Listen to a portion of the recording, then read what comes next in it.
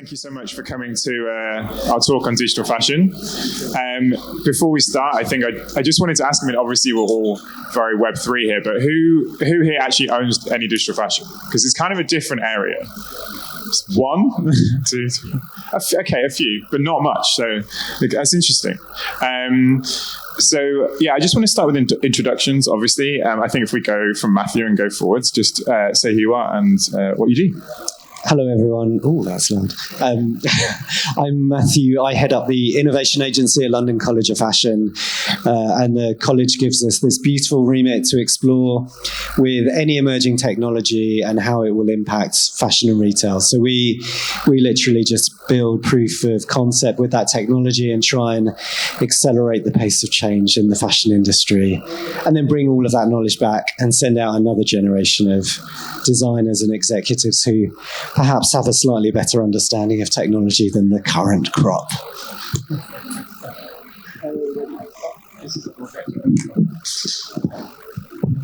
Hi, everybody. Yeah, this one's working. My name is Julien. I'm the head of growth at DressX. And DressX is a digital fashion company, and we created an ecosystem of digital fashion tools to enable consumers and users around the world to collect, store, and access their digital wearables in what we built is a meta closet. And everything that is used in our meta closet can be worn in virtual places. Could be metaverses, gaming instances, social media, video calls. The goal is really to boost adoption of digital fashion and to help everybody open their digital closet. Hi guys, I'm Stephy Fung. I am a digital fashion artist and I create a lot of NFTs based off my digital fashion art. Hello, I'm James Mack. I'm also a digital fashion artist, and I try to create work that is socio-politically based, exploring lots of topics and exploring new technologies also. Thanks so much, guys. So I want to start with a very broad question, a very easy one. But what area of digital fashion are you all most excited about right now? We obviously have wearables, augmented reality, or is it something else that you're most interested in? Should we start with Matthew? Okay, I'll give a nice generic response. The fact that we're just talking about digital fashion at events like this, and I was in Paris last week for a WWD session on the metaverse for luxury brands. For those of us who've been working in the space for a long time, just the very concept that I would be in a room with quite a lot of luxury brands talking about digital fashion, I guess a few years ago would have felt impossible. So we've come a long way in a relatively short space of time. And that for me, all of those areas are interesting and all of them are developing and all of them together will make a difference. So yeah, just being here, seeing people interested in the topic, excited to be involved is really a big thing for me. So yeah. Yeah, I agree with Matthew that just being here and thank you, Vertical Crypto Art and Proof of People and especially Michael for having us here and having a panel of people just coming here to hear about digital fashion is like 5 years ago. That would have been insane. But yeah, exciting about this new behavior that is being adopted by the masses about consuming, using and distributing digital fashion assets, seeing more brands and very high level companies getting into the industry as well and investing heavily into it. And on the technical side, really excited about augmented reality, its improvement and its use cases. Hopefully, goggles. We were talking about lenses. She doesn't like to put lenses in the eyes. But yeah, like adoptions for real life use cases to like enhance people's everyday's life with digital fashion. Excited for that. I think for me, what I'm most excited about for digital fashion is actually the technology getting a bit better. So whether we're wearing digital glasses, so I think Apple's launching a new glasses that you can wear for augmented reality. And also we've got currently the Snapchat spectacles, which you can also wear AR as well. So once that starts getting better, I'm excited to see more and more people using it and also expressing themselves digitally, as well as what you guys are wearing now is great. But also think about about how you could also express yourself on top digitally, because more people are going to have a digital avatar or a digital version of themselves. And I think we do it now, even with what we currently got with social media. Everyone's trying to express themselves and put their best foot forward on social media. So that's only just going to really amplify in the digital world as well. Probably what I'm going to say is a bit more of a continuation of what everyone said. And I think it is AR, but also in-game and digital wearables. And again, how they can sort of express identity in ways that maybe we don't always feel comfortable with in the physical space. And it can be a really useful tool to learning who we are in a physical space from a digital beginning. And I think that's where it's really interesting for me. Thanks, guys. I mean, it's quite interesting because I think one of the most exciting things is the fact that, as Stephy, you were saying, you can express yourself more because you're not limited to physics. So obviously everything we can wear, you have to be created and stitched. Whereas anyone, I mean, we've got a workshop after this, James and I have, and James has created the coolest alien outfit I've ever seen. It's just not possible to create that in real life, but we can kind of express ourselves in a different way. But you were talking about the AR, like both of you were mentioning how excited about AR you are, but I feel at the moment it's got a very imperfect, like janky look to it. The technology's not there. It's very difficult in digital fashion with the occluders. Like only Lens Studio has a full occluder. I felt like Spark AM might have just launched one, but the full body, even their occluders doesn't work fully like properly. You can only do certain things. Do you think that this is one of the barriers of entry for brands and creators at the moment? And how fast am I going to get to like Ready Player One level quality that I want? Ready Player One quality. that actually allows me to tell a story. When a few years ago, 2018, we'd spent a couple of years working alongside Lucasfilm for a big project where we overlaid real-time rendered VFX onto a physical location. We were doing digital models alongside real models, and we were working with the art department at ILM, and they were actually in the process of making Ready Player One at that particular time. And the art department came to us and said, "Oh, this is really cool. We're doing Ready Player One, but you're doing it in real life." Yeah, it still looks shit.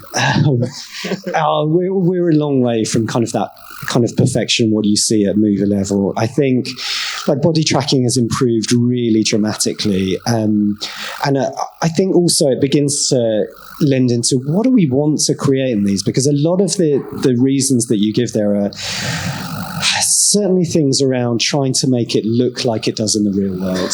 Like if you're trying to accurately fit clothes as they are in the real world, then you're going to struggle. That's why so many of those virtual try-ons, and the ones that work best, are always oversized. We're at a point where facial tracking is really good. You've got fixed points that you can anchor to. Footwear try-on, jewelry even, you've got those fixed points that aren't moving. But if you want to track your body accurately and then have cloth simulation on top of that to have the fabric move as it should do in the real world, you're asking for a shit ton of compute power, which at the moment is a ways off. So there's a lot of improvement. You mentioned Snap. Like Lens Studio has, in my opinion, gives the most opportunity for us to deliver realistic type experiences. Segmentation is fantastic. The cloth simulation that they've introduced is not too bad at all. And if you can spend a bit of time and looking at that pipeline, there are little tweaks that you can make to make it look more realistic. I think there's a lot of improvement to come. We'll the next couple of years we'll see some big jumps. Anyone else want to? I feel like Julien, you said that you're quite happy with that look. You like it. You were saying to me earlier. Yeah, I mean, you say that those AR lenses look a little bit weird to you, and for many brands on the market, it's the same opinion. But I don't think it's a barrier to entry. I think we managed to work in augmented reality lenses with many fashion brands, like luxury fashion brands like Fendi, and mass market fashion brands like American Eagle and Bershka, and they're happy with the results. It's just that we need to educate and manage expectations and explain that augmented reality as of today is not meant to look like real. It's just not the purpose for it. It's meant to be a playful, engaging, and fashionable experience, but not meant to look like a Ready Player One as of today. I hope it would get there in a couple of years. I think so, but right now it's just not the purpose for it. There is other tools and other use cases of digital fashion that deliver photorealistic content, and if this is the result that a brand or a client wants, then they can go in that direction. And just to get back on what Matthew just said about Snapchat, facial recognition is definitely better at the moment. And if anyone here ever went into a Zoom call with DressX team members, you will see we always wear our VR, AR accessories during our Zoom calls. And sometimes we sit in calls with earrings for like an hour. And then we're like, okay, so do you want to do earrings like the virtual earrings we're wearing right now? They're like, oh wait, those earrings are virtual? Like, yeah, they're virtual, they're not real. And because it's so realistic on the facial recognition of the ears and the quality of the 3D assets in AR, that it could really look like real. But for body tracking simulation, I feel like you can create stuff that is out of the ordinary in AR, like animated water floating around the pants, like flame coming out of the dress. So this cannot be real. It cannot look like real if there is flames coming out of the dress. So I don't think the purpose of it is to look like real. It's just to look fun and engaging. Thank you. Okay. I was going to say, I kind of disagree, just coming from a 3D artist background, actually. In terms of AR, there are a few issues with how digital fashion looks with AR. The clothing is generally quite basic in terms of they have to be because of the file size that is needed for AR. So what I've realized, because I've played about with AR as well, thinking maybe one day you guys could wear my digital fashion using a filter. But what I'm realizing is that with my outfits, they're quite intricate and they've got lots of polygons. They're quite heavy in terms of file size. So in a way, as a 3D artist, I have to almost strip back my own designs and simplify my designs in order to make it fit to the technology, which I think I kind of want technology to be a lot better so that the files or the garments that I create digitally, you guys can wear it as you guys see it as it is in the artworks. So that I think that is the current limitation right now. Another thing I would mention is with Snapchat, the spectacles. Their AR glasses, they tend to also overheat quite quickly, because if you imagine your glasses right now, you're wearing it, you imagine they've got a small battery on the side. It's currently not optimal to use them more than like half an hour, I would say. So we still got a long way to go, but I'm hopeful that technology will, of course, advance within the next few years, I would say. Just a quick one. I agree. And I think one of the things that makes me quite optimistic about it is probably even a year ago, I think Lens Studio didn't really have a body tracking part, segmentation.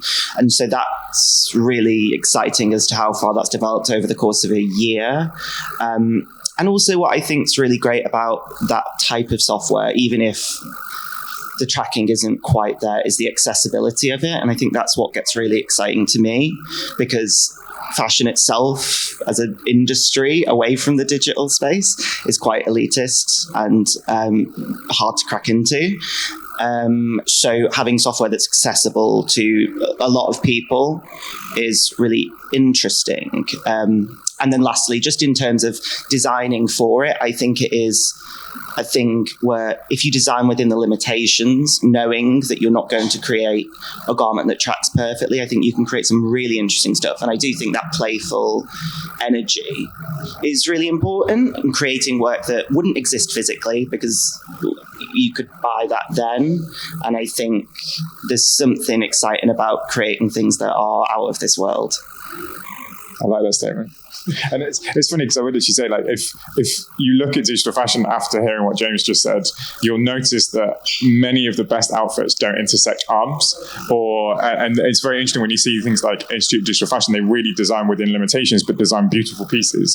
And then you'll see when you do the workshop later, the piece that James creates, again, it's that like way of creating expressively but within a limitation, which is quite interesting. But staying with you two, I wanted to ask about creators that might want to get involved in digital fashion. fashion. It's a bit of a minefield with kind of terms and words. Blender, donuts, like Chloe, marvelous designer. Donuts is the initial Blender tutorial. You design a donut. That's what you do. It's the first thing you ever do in Blender. So what would your advice be for someone who wants to start designing in 3D and start designing digital fashion? Okay, I'll go first. Let's mix it up.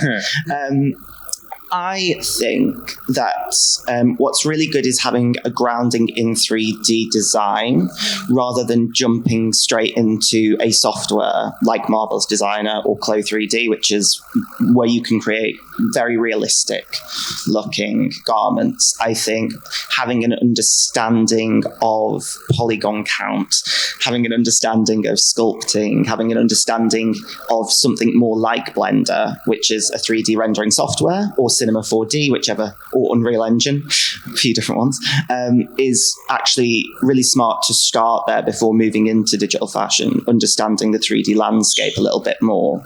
And particularly if you're coming from a fashion background, because if you are, things like the pattern process of Chloe and Marvelous will be much easier to you than it was for me, certainly.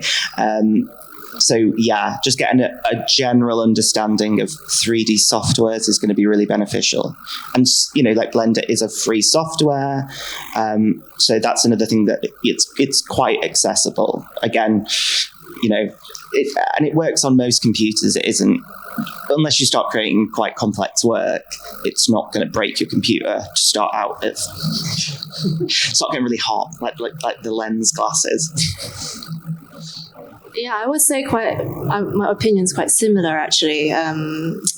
I would also like to mention my background is not in fashion. I actually studied graphic design and I moved into motion design and 3D. So I also come from a 3D background, which is super helpful for digital fashion because digital fashion, the actual program is essentially 3D.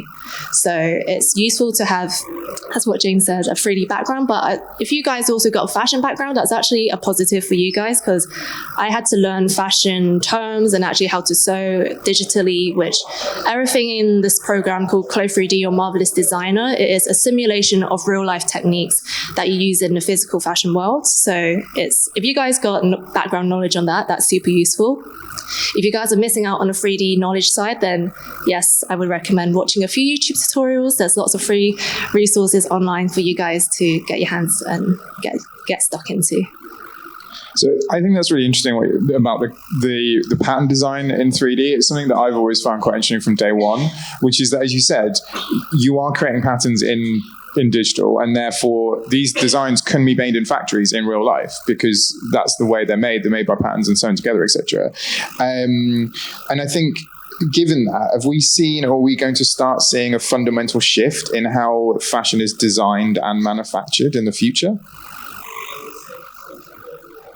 Yeah, and that shift to 3D will begin to change that. But I think there are so many processes involved in that, and we've spent a couple of years working with Microsoft around a microfactory project that is really challenging to get to the point that every chain and even what you're designing, what materials you're using are going to be different, and different manufacturers are going to have different expectations about what you're creating. I think that is a long way off. And actually, you know, one of the things that we've been doing at the college through some of the courses has been testing what you're creating in 3D and then actually just physically producing that. Does the arm move as it should do? Are the avatars that you're using as correct as they should be? I think yes is the answer. Over time it will change these things, but actually there's a way to go before we get to that point. Thank you. Yeah, I can add to that. I mean, working with brands, I can tell that already a lot of brands right now are implementing 3D design in the manufacturing and production process, just because it's just going to make them save so much money as well. Like they can produce 3D wearable ahead of even the first sample production, use this to dress up their models in digital with a photorealistic result, and then based on that, they can build an entire entire digital collection and say, okay, from that collection, we just want to produce this and that. And then they can send it to their production or manufacturing sections and get a few samples to try. So it saves time, it's saves cost, it's way more sustainable, it's just a way better process. So the more we talk with brands, the more we realize that a few of them are now investing in hiring clothes designers, 3D designers, and making them collaborate with their traditional fashion designers for the fashion like texture and realistic understanding, and deliver like a way more optimized production pipeline. Thanks. I think I wanted to go to Matthew again, if that's all right, just because I want you to talk about one of your projects that I'm very excited about, which is you recently managed to do can I say live catwalk show? Because technically it was film video. It was a catwalk show which was completely digitized. It's a shame we haven't got a video of it, where you had digital avatars walking down the catwalk, but it was actually Matthew and his team, and there was no motion capture suits at all. It was just GoPros. I think this is game changing. Like the amount of the way that changes, the amount of money not needed, the amount of talent. Like can you just talk about that as general? It's really interesting. Yeah, it's a computer vision based motion capture system, which can extract skeletal data from a video stream. So I think what you saw wasn't real time, but that is now real time. And actually, what we're testing next week will be just from a mobile phone. So not in real time, I should add, but that will be capturing data that you will then be able to process. So I think what it will do is we've been talking about lowering the barrier to entry, and James was referencing how much easier these tools are becoming. When you start to get to a point where you can hold up your mobile phone and capture skeletal data, then for anybody to begin to become part of these immersive experiences, which I think ultimately is where we're driving, is making you feel much more immersed in what you're doing, is becoming easier and easier. Yeah, it's a really exciting space at the moment. Yeah, and then Stephy, I wanted to mention one of yours, which was you recently did a fashion project which enabled your collectors to co-create on your designs. I just wanted you to talk about it because that's also quite an exciting development. Yeah, so I recently collaborated with The Fabricants. They are a digital fashion house, and we created a collection based off the 12 Chinese zodiac animals. This was in celebration for Chinese New Year, so a lot of my work is celebrating Chinese culture, and I was collaborating with them. We created 12 outfits, and then on top of that, you could if you were to mint on it, for example, you could actually choose the colors, the textures of the trousers, the patterns of, or the textures of the top. So the people who were minting a version of my designs, you get to customize it. So that's what we call the co-creation phase, because you get to customize and choose how you want to mint one of my designs. So I just found it fascinating that I was also collaborating with Fabricant, but then we're collaborating with the people who are actually minting as well. So instead of how you would usually mint or collect a piece, it would already be designed, as in the artist would already designed it and you're buying that piece. But with the Fabricant, you are being part of the process of that design, and then you get to customize and then mint your own version of the design, which I find is quite fascinating. Yeah, it really is. And this is to all of you. I'm going to start with Julien, which is, given what you were just saying about that kind of co-creation mentality, the fashion industry as a traditional industry is controlled by a very select number of people, 3 very large corporations that own every single luxury brand on the planet almost.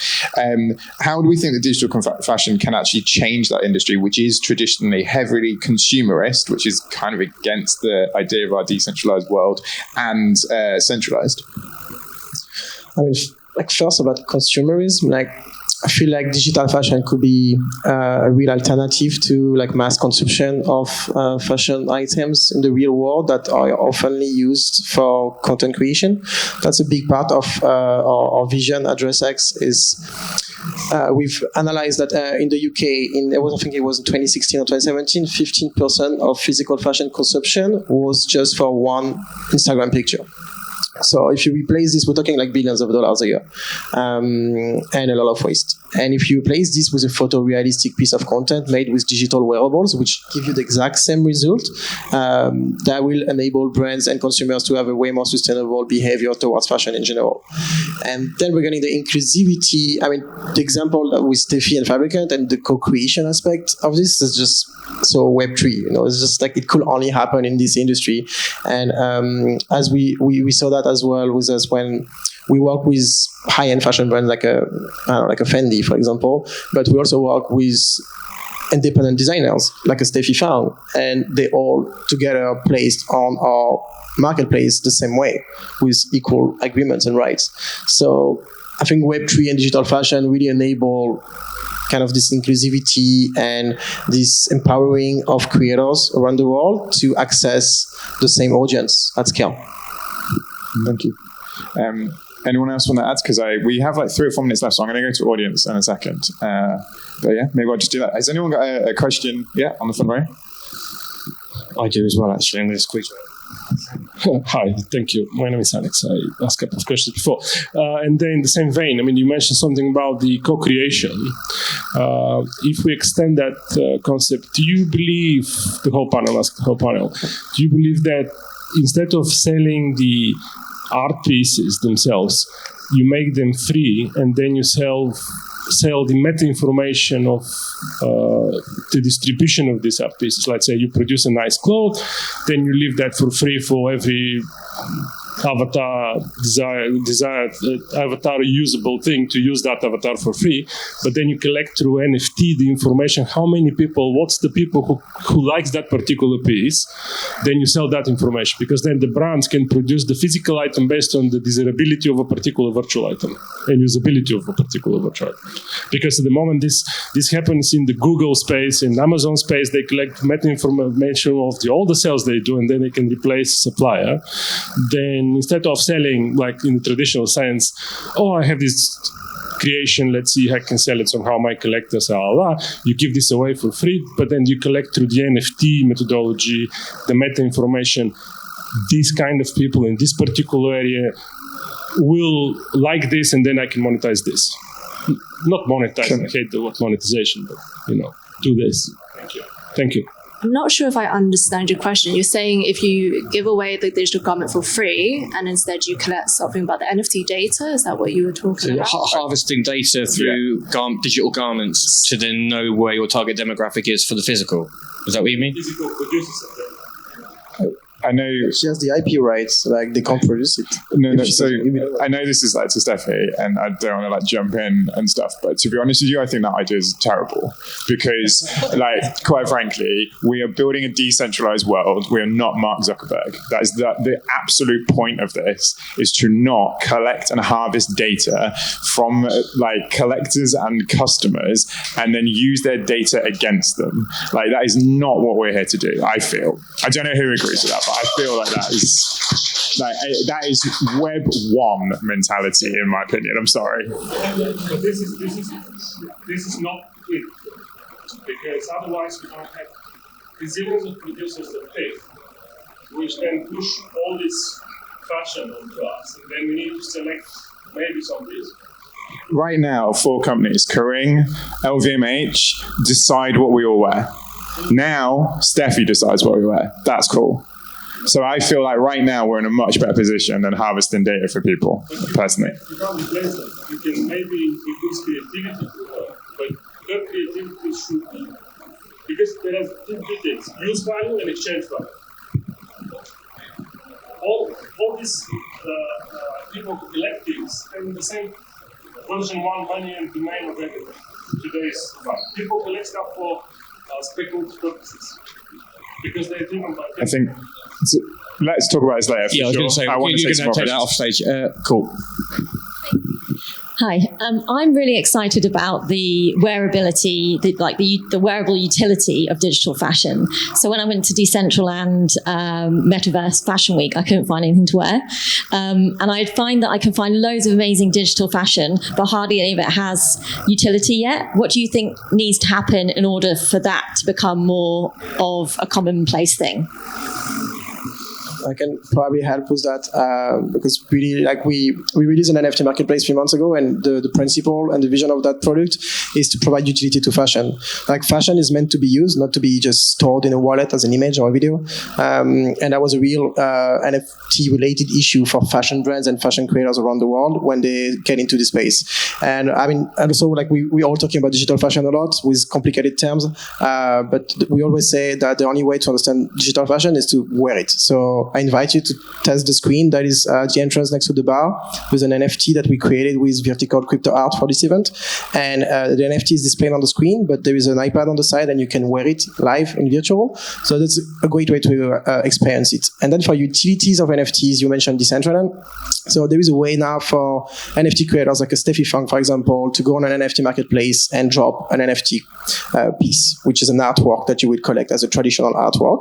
But she can also create on the back end, which she will have to anyway, the low poly version wearable of that file and upload it in Decentraland and say to Decentraland platform, this NFT is owned by this owner and this owner and this owner who bought my actual art piece. Provide the wallet addresses, and then when you get into Decentraland, you will redeem your wearable for your avatar. So there is an interoperability use case that is already existing, but it's a bit complex and technical, and we did it with 2 jobs so far with this interoperability use case, and to be fair, like it was a mess. But we managed to do it after some time, and yeah, it's getting there. But yeah, utility is key for everything related to NFT, and especially in fashion. Can I just ask a quick question? Have any of you worked on or seen any examples of dynamic digital apparel that reacts depending on data? So like who's wearing it, where it's being worn, or even like things in someone's wallet or someone's blockchain, anything like that? And if so, how do you get hold of the software that does that? Does Lens Studio do anything like that at all? Or just wondered if that's happening yet? I'm looking at it. Yeah, it's a good idea. Someone should do that.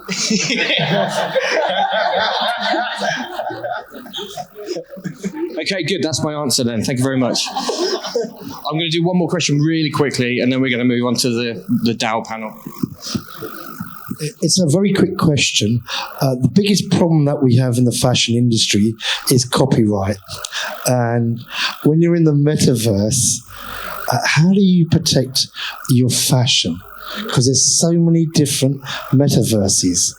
Will you register? Sorry, that isn't the biggest issue. The biggest issue is waste, firstly. Secondly, in terms of copyright, I think that's not an issue that's, again, exclusive to the metaverse. I think you have brands that are copying independent creators in every industry. I absolutely agree it's an issue across the board. How you protect that, I think, is an extension of the physical space, and I don't necessarily know the answer. Yeah, I agree, and I think Omri's a great NFT lawyer who was on a panel with recently, and he's a great guy, and something that when you talk to him and know, I'm sure you know a fair bit about trademark law and things like that, like I do. It applies to the space. It's interesting when people think that it doesn't apply to crypto because it's crypto. It still applies. Like for example, the Birkin bag situation. Did you know about that? Where there's an artist who makes Birkin bags and calls them. I've forgotten what the title of the project is, but it's got Birkin in the name. Meta Birkin. So Birkin sued him, and he obviously rightly is trying to defend artistic license, but realistically, the trademark means that it can't be used. So I don't think there is any difference. I think the way that the trademark and IP and laws currently work do include our current metaverses, and therefore you need to stay within the rules. There are a lot of people that don't, and I can see IPs getting used here and there, and I'm surprised that these people haven't been sued yet, and I think they eventually will be. So I would advise stay within the law of trademark and IP currently, because it would just catch up to people. So I think it's already there. And okay, I was going to see if we would take one more question. I could see a hand, and I thought you were going to go to them. Okay, so well, thank you so much for our panel, and thank you so much for all coming. I'm sure these will be around. Thank you very much, everybody. Cheers. After, so thank you.